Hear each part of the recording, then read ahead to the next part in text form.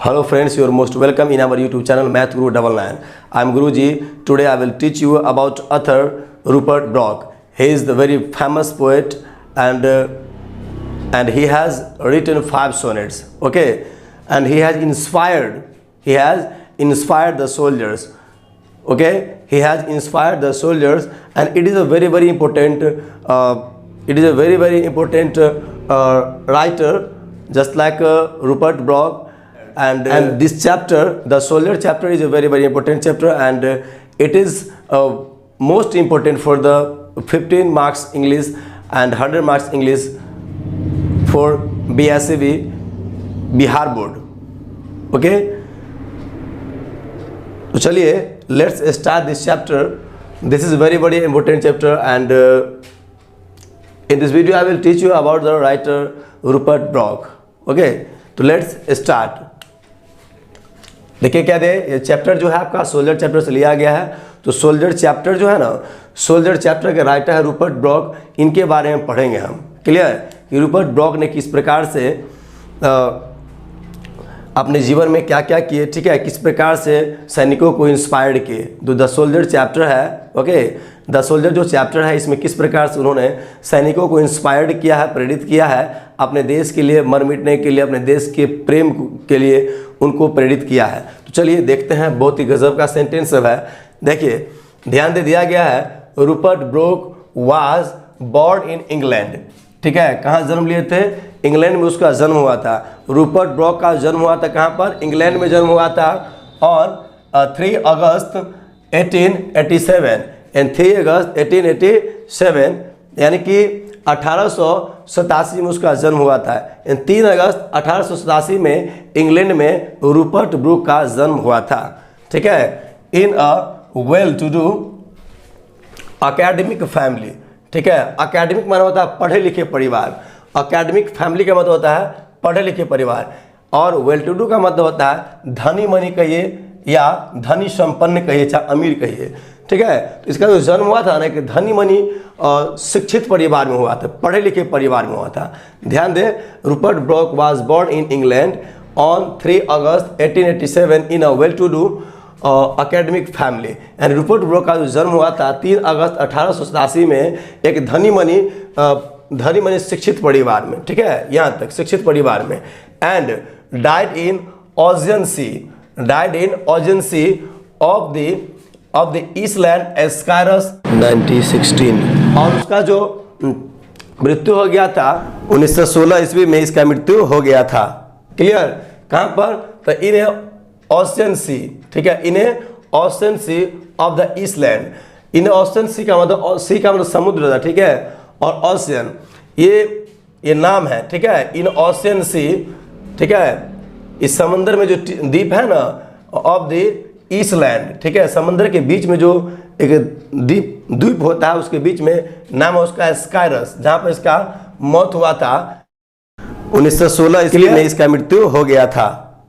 कहते हैं कि his father was a house master. उसके पिताजी क्या थे? एक इंचार्ज थे। क्लियर, उनके पिताजी क्या थे? इंचार्ज थे एट रग्बी स्कूल। कहाँ के? रग्बी स्कूल के। ठीक है, वो इंग्लैंड में ही थे, rugby school. Where Rupert was educated. ठीक है, एजुकेटेड, वहाँ पर उसकी शिक्षा हुई। रूपर्ट ब्रूक की वहीं पर शिक्षा हुई है। कहाँ पर? तो रग्बी स्कूल में। ठीक है जी, रग्बी स्कूल में उसकी शिक्षा दीक्षा हुई है। किसका? रूपर्ट ब्रूक की, जहाँ पर उसके पिताजी क्या थे? हाउस मास्टर थे। ठीक है, कहते हैं कि before going to King's College Cambridge. ठीक है, यानी किंग्स कॉलेज कैम्ब्रिज जाने से पहले ही उनकी शिक्षा दीक्षा वहीं पर हुई थी। बाद में वो किंग्स कॉलेज कैम्ब्रिज चले गए थे। क्लियर, अब देखें इनका एक बहुत ज़्यादा इसको क्या करते हैं? वर्णन करते हैं। कौन करते हैं? ध्यान दें, WB नाम है एक राइटर का, WB ईट्स। ठीक है, WB ईट्स एक राइटर का नाम है। WB eats the famous poet, एक प्रसिद्ध कवि है। ठीक है, एक प्रसिद्ध कवि है। डिस्क्राइब्ड हिम, उसने उसका वर्णन किया। किसका? रूपर्ट ब्रूक का खूब बढ़िया से वर्णन किया है। डिस्क्राइब माना होता है वर्णन करना। तो Rupert Brooke the famous poet described him, उसका वर्णन किए हैं as the handsomest young man. देखिए यहाँ ध्यान दीजिए, रूपर्ट ब्रूक ने इसका जो वर्णन किया ना, हैंडसमेस्ट यंग मैन इन इंग्लैंड, यानी कि इंग्लैंड का सबसे युवा व्यक्ति है, सबसे सुंदर व्यक्ति है, ठीक है, सबसे सुंदर युवा व्यक्ति है ये, ठीक है, किसको, तो ये कह रहा है क्या, रूपर्ट ब्रूक को, सबसे युवा व्यक्ति है। यानी कि यहाँ पर देखिए द हैंडसमेस्ट लिखा हुआ है, ठीक है, हैंडसमेस्ट, जबकि ये सुपरलेटिव डिग्री है। सुपरलेटिव डिग्री में क्या होता है, मोस्ट हैंडसम लिखा था, ठीक है, पोएटिव में हैंडसम होता है, कंपैरेटिव में आपको मोर हैंडसम, उसका सुपरलेटिव में द मोस्ट हैंडसम लिखा था। लेकिन यहाँ पर जो राइटर है ना, राइटर शब्दों के साथ खेल खेल रहा है, मस्त तरीका से खेल रहा है। राइटर जो भी लिखेंगे पढ़ना पड़ेगा, गजब के तरीका से खेलते हैं। तो यहाँ पर खेल खेल रहे हैं, शब्दों के साथ, वर्ड्स के साथ खेलते हैं। तो इसलिए यहाँ पर लिखे हैं the handsomest young man in England, ठीक है, यानी कि इंग्लैंड का सबसे युवा और सुंदर व्यक्ति है। कौन थे, तो रूपर्ट ब्रूक। क्लियर, कहते हैं कि ही अज्यूम्ड का मतलब क्या होता है, मान लेना या धारण करना। यहाँ ध्यान दे, ही अज्यूम्ड अ सिंबॉलिक रोल, यानी कि उन्होंने एक प्रतीकात्मक रोल को धारण किया, ठीक है, प्रतीकात्मक, सिंबॉलिक मतलब प्रतीकात्मक, एक सिंबॉलिक रोल को धारण किया, यानी किरदार कह सकते हैं, ठीक है, एक प्रतीकात्मक किरदार को उसने धारण किया। दैट कि इवेंचुअली मतलब होता है अंत में, और कि अंत में एक सिंबॉलिक रोल तो धारण किया, यहाँ पर प्रतीकात्मक रोल धारण कर लिया, लेकिन अंत में क्या हुआ, अंत में eventually turned into the myth, और अंत में वो एक कहावत का रूप धारण कर लेता है, ठीक है, एक कहावत बन जाता है। कहावत क्या है, रूप ले लेता है कहावत का। मिथ माने होता है कहावत, ठीक है, मिथ माने कविता कहिए, कहावत नहीं, क्या कथा कहिए, कहावत नहीं, सॉरी, कथा, क्या कहें इसको, मिथ माने होता है कथा। तो eventually turned into the myth of a young, और ठीक है, कथा का रूप धारण करता है, of a young and beautiful fallen warrior, और एक यंग के रूप में, एक युवा के रूप में इसको खूब ज़्यादा इस कथा में दर्शाया जाता है। और ब्यूटीफुल फॉलन वॉरियर का मतलब होता है युद्ध में मारे गए योद्धा। तो एक युद्ध में मारे गए योद्धा के रूप एक कथा में धारण कर लेता है, जो बहुत ही बेस्ट है। क्लियर, अब देखिए, ये समझ में आया जी। यहाँ से फिर देखिए क्या कहते हैं यहाँ पर, W.B. Yeats the famous poet described him as the handsomest young man in England। W.B. Yeats जो है बहुत ही सुप्रसिद्ध फेमस कवि है, प्रसिद्ध कवि है, और उसने क्या किया, उसने इसको बहुत ही ज़्यादा वर्णन किया, किसका, रूपर्ट ब्रूक का, और कहते हैं उसके बारे में as the handsomest young man England, और कहते हैं कि वह इंग्लैंड के सबसे युवा व्यक्ति है। And he assumed a symbolic role, और वह कहते हैं कि यह प्रतीकात्मक रूप धारण कर लिया। That eventually turned into the myth, जो अंत में एक कथा का रूप भी ले लेता है, ऑफ अ यंग मैन, और एक युवा का, एंड ब्यूटीफुल फॉलन वॉरियर, और एक युद्ध में मारे गए, ठीक है, युद्ध में मारे गए वॉरियर के रूप में इसका क्या कहते हैं, रूप धारण कर लेता है, ठीक है, युद्ध में मारे गए योद्धा के रूप में ये धारण कर लेते हैं। समझ में आ गया जी, यहाँ तक आपको कोई दिक्कत नहीं होगा। क्लियर, अब देखिए कहते हैं कि he died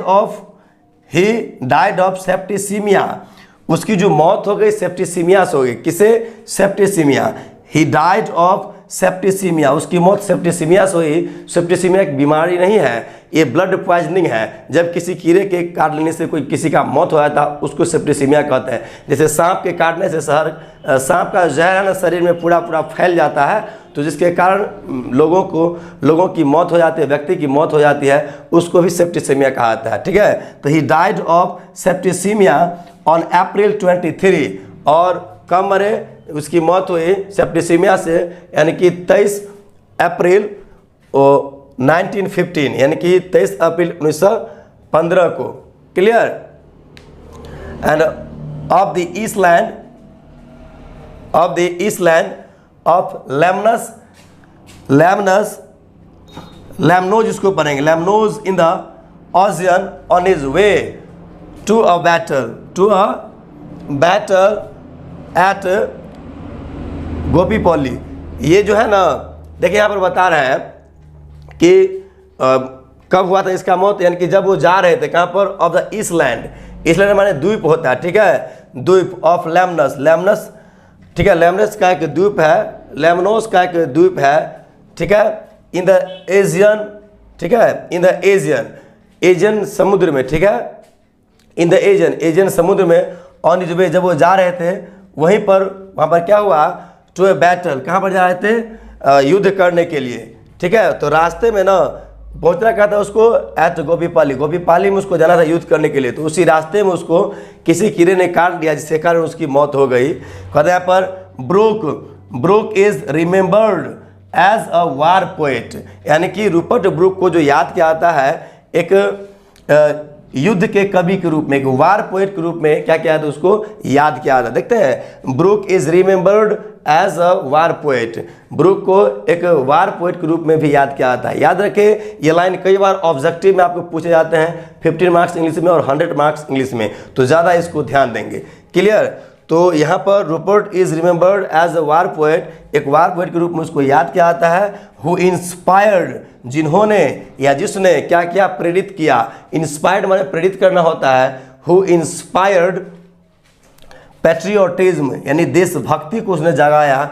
who inspired patriotism in the early phase of the first world वार, जिसने यानी कि प्रथम विश्व युद्ध के शुरुआत में उन्होंने क्या किया, ठीक है जी, in the early phase of the first world war, यानी प्रथम विश्व युद्ध की शुरुआत में उन्होंने क्या किया, इसने इंस्पायर्ड किया, सैनिकों को इंस्पायर्ड किया और पेट्रियोटिज्म की भाषा को उसमें भर दिया, यानी कि देशभक्ति की भावना को उसमें पैदा किया, ठीक है। सैनिकों के मन में देशभक्ति की भावना को बहुत ज़्यादा पैदा कर दिया, ठीक, एक तरह से गजब का सैनिक बना दिया, एक सोल्जर बना दिया।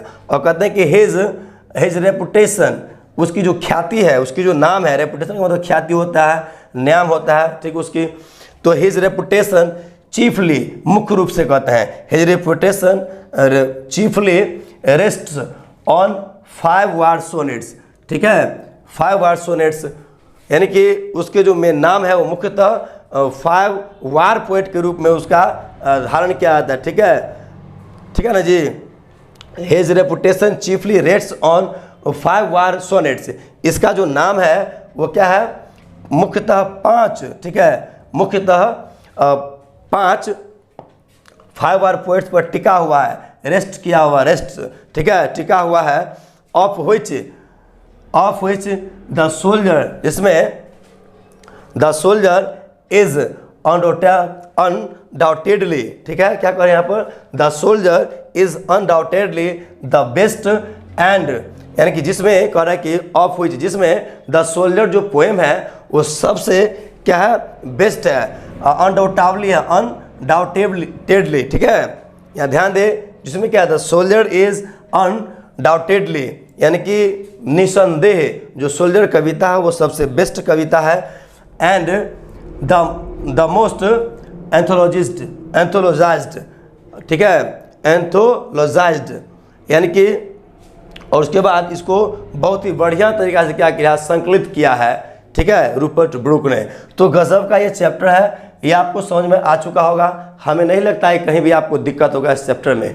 यदि ये आपको बहुत अच्छा लगता है यह वीडियो और यह जो पढ़ाई मेरे द्वारा, तो उम्मीद करता हूँ कि इसको आप अधिक से अधिक शेयर करें, लाइक करें और कमेंट करें, और अपने मित्रों को, साथियों को जो खासकर क्लास 12 में है, 50 मार्क्स रखे हैं, 100 मार्क्स रखे हैं, उनको देखने के लिए प्रेरित करें, ठीक है, उसको भी इंस्पायर्ड करें, ठीक है ना, मोटिवेट कीजिए, ताकि खूब वो देखे और इसका पूर्ण बेनिफिट मिल सके, ठीक है। इसी के साथ मैं आप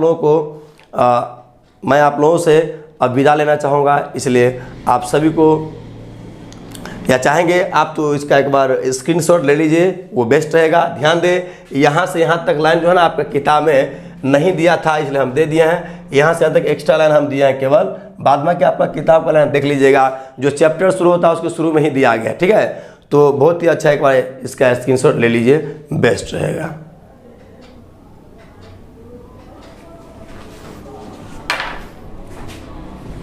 तो चलिए अब आप इसका स्क्रीनशॉट ले लिए होंगे। तब तक के लिए आपको बहुत बहुत धन्यवाद। Thank you very much. Bye bye.